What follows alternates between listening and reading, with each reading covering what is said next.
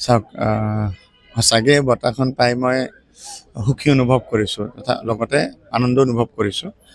লগতে মই first news আছামক মোৰ ফালৰ পৰা আন্তৰিক ধন্যবাদ জ্ঞাপন কৰিছোঁ যে গোটেই অসমৰ ভিতৰত মোক মানে যিমানখিনি মানুহ তেওঁলোকে চিলেকশ্যন কৰিছে তাৰ ভিতৰত মোকো ইয়াত অন্তৰ্ভুক্ত কৰাৰ কাৰণে মই ধন্যবাদ জ্ঞাপন কৰিছোঁ। জলেশ্বৰ সমষ্টিত চৰ্চা চলিছে আপুনি কোনো ৰাজনৈতিক দলৰ পৰা নিৰ্বাচনত অৱতীৰ্ণ হ'ব, কোন দলত আপুনি যোগদান কৰিব?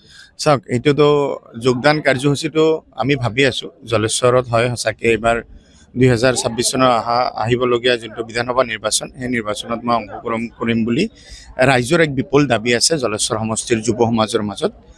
তেওঁলোকৰ দাবীৰ প্ৰতি লক্ষ্য ৰাখি আৰু তেওঁলোকৰ দাবীক সন্মান জনাই আমি অতি সোনকালে কোনো এটা ৰাজনৈতিক দলত যোগ দিম বুলি আমি ভাবি আছোঁ।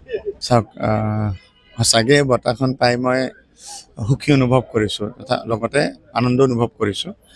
লগতে মই ফাৰ্ষ্ট নিউজ আছামক মোৰ ফালৰ পৰা আন্তৰিক ধন্যবাদ জ্ঞাপন কৰিছোঁ যে গোটেই অসমৰ ভিতৰত মোক মানে যিমানখিনি মানুহ তেওঁলোকে চিলেকশ্যন কৰিছে তাৰ ভিতৰত মোকো ইয়াত অন্তৰ্ভুক্ত কৰাৰ কাৰণে মই ধন্যবাদ জ্ঞাপন কৰিছোঁ। জলেশ্বৰ সমষ্টিত চৰ্চা চলিছে আপুনি কোনো ৰাজনৈতিক দলৰ পৰা নিৰ্বাচনত অৱতীৰ্ণ হ'ব, কোন দলত আপুনি যোগদান কৰিব? চাওক এইটোতো যোগদান কাৰ্যসূচীটো আমি ভাবি আছোঁ জলেশ্বৰত হয় সঁচাকৈ এইবাৰ 2026 চনৰ আহিবলগীয়া যোনটো বিধানসভা নিৰ্বাচন সেই নিৰ্বাচনত মই অংশগ্ৰহণ কৰিম বুলি ৰাইজৰ এক বিপুল দাবী আছে জলেশ্বৰ সমষ্টিৰ যুৱ সমাজৰ মাজত।